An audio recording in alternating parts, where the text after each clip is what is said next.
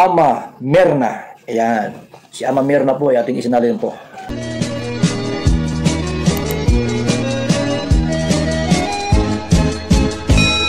Hello, good morning! Ama Mirna po ulit ito, muling bumabalik.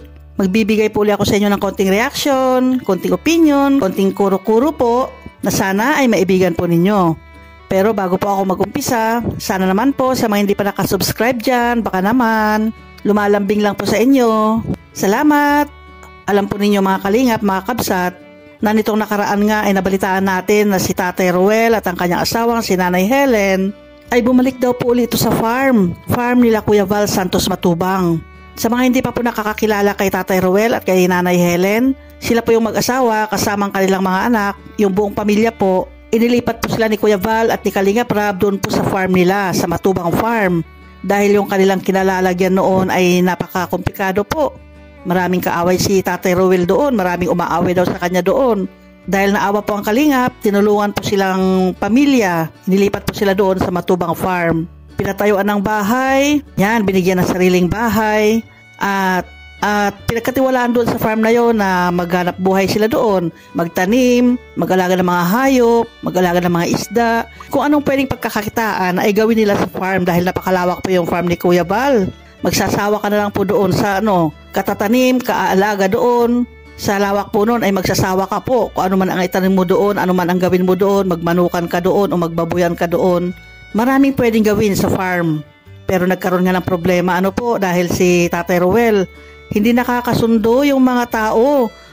Dahil doon sa unahan po ng farm, bago makarating doon sa bahay nila Tatay Ruel, merong isang bahay din doon si Kuya Val. Malayo yun magkalayo sila, hindi sila masyadong magkapit bahay. Pero hindi nakakasundo ni Tatay Ruel yun. Inaaway niya at sinasabi niya na siya raw ang inaaway. Siloso kasi itong si Tatay Ruel. At saka hindi mo maintindihan kung ano ba talaga yung nasa utak niya.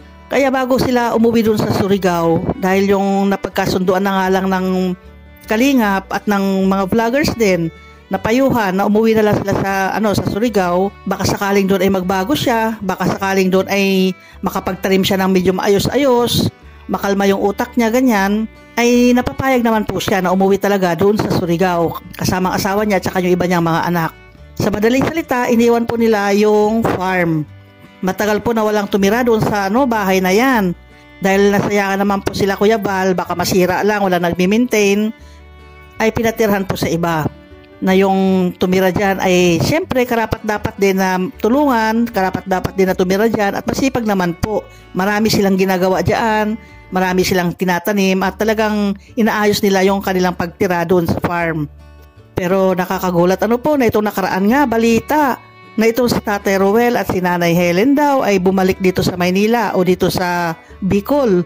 Siguro nagsawa na sila sa Surigao o hindi natin alam kung ano yung kalagayan nila sa Surigao. Baka nagsawa na po sila doon tumira o hindi natin alam kung progreso ba yung kanilang pagtira doon or namimiss nila lang yung Bicol. Yun nga, sila raw ay pumunta muli doon sa dati nilang tinitirhan at ang nadat na nila doon, syempre yung bagong nakatira na. At ang nakakagulat pa nito, ayon doon sa sinabi ni Kuya Val doon sa live niya nung isang araw, nung pumunta yung mag-asawa, si Tatay Ruel at si Nanay Helen, pinapalayas daw yung nakatira doon at sinabi nila na sila raw ang may-ari ng bahay. Hindi alam na si Tatay Ruel na sa daig na from Surigao. Nandito na po uli ng Kalingap sa daig yung mag-asawa, Tatay Ruel at si Nanay Helen. Nasa daig na po. Nagpunta roon sa mga Kalingap sa farm. Nagpunta roon sa farm yung mag-asawa. Tapos yung nakatira doon sa farm, pinapalayas nila. Alat natin mga At bahay daw nila yun. At bahay namin yan, magsilayas kayo. babayan. Ganon ba yan? Ala, ang lakas ng loob po Hindi nga nagpaalam na nandyan na sila. Hindi nga nagpakita kila Kuya Val. Palagay ko lang hindi nagpakita kila Kuya Val. Nandyan na sila sa Bicol, nandyan na sila sa Daet. Doon sila dumiretso sa farm. Doon sila pumunta sa farm at sinabi doon sa nakatira doon, lumayas kayo kasi amin itong bahay. O diba? Nakakaloka talaga to si Tatay Ruel at to si Nanay Helen. Bakit kaya gano'n ang kanilang sinabi Alam po niyo, may natatandaan po ako na binanggit ni Nanay Helen noong bago sila umalis papunta ng Surigao. Hinahanap niya o kini-question niya kung ano ba yung katibayan daw na pinanghahawakan nila na sa kanila yung bahay na yan. Mautak din Talagang naghanap ng ebidensya o papeles na katunayan na kanilang bahay na yan. Siguro po may mga sumusulsol sa kanya o may nagsasabi sa kanila na dapat meron silang panghawakan na kanila talaga yung bahay na yan. At saka question din niya noon yung mga binibigay ng mga sponsors, parang ganon. Hindi ko lang masyadong matandaan yung kanyang sinabi, pero ito'y tungkol doon sa mga binibigay ng mga sponsors. Parang hinahanap niya, parang kinikwenta niya ganon, dahil siguro bumalik na sila, dahil siguro noon sinasabi nga nasa nila yung bahay, pinatayuan sila ng bahay.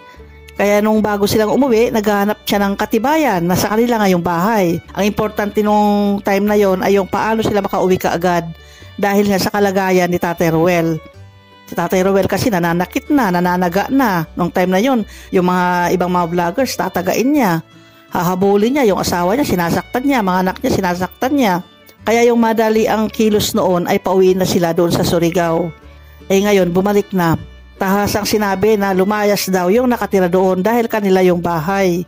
Nako Nanay Helen, Tatay Ruel, sana pumunta kayo kay Kuya Val o kay Ate Edna, kay Kalinga Prab, kausapin niyo sila.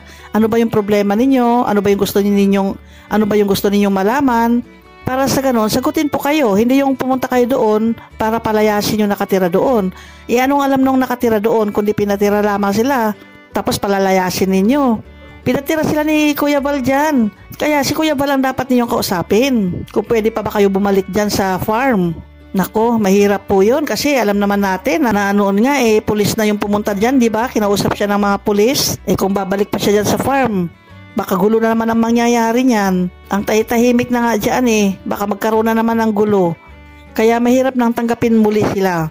Para sa akin lang yun para sa aking opinion lang yun. Kung ako lang yan ay hindi ko na talaga tatanggapin. Kasi hindi mo maintindihan nga kung ano yung nasa utak ni Tatay Ruel. Mahirap na. Nag-iingat lang po. Ganon. Sige po, antayin na lang natin yung update po niyan kasi hindi pa naman sila na-i-interview ni Kuya Val. Hindi pa naman sila nagpapakita kay Kuya Val. Kaya abangan na lang po natin kung paano po yung pag-uusap nila. Basta alam natin ngayon, bumalik daw si Tatay Ruel at si Nanay Helen doon sa Matubang Farm, doon sa Daet. Okay, salamat po muli sa inyong panunood. Hanggang sa muli. Bye-bye!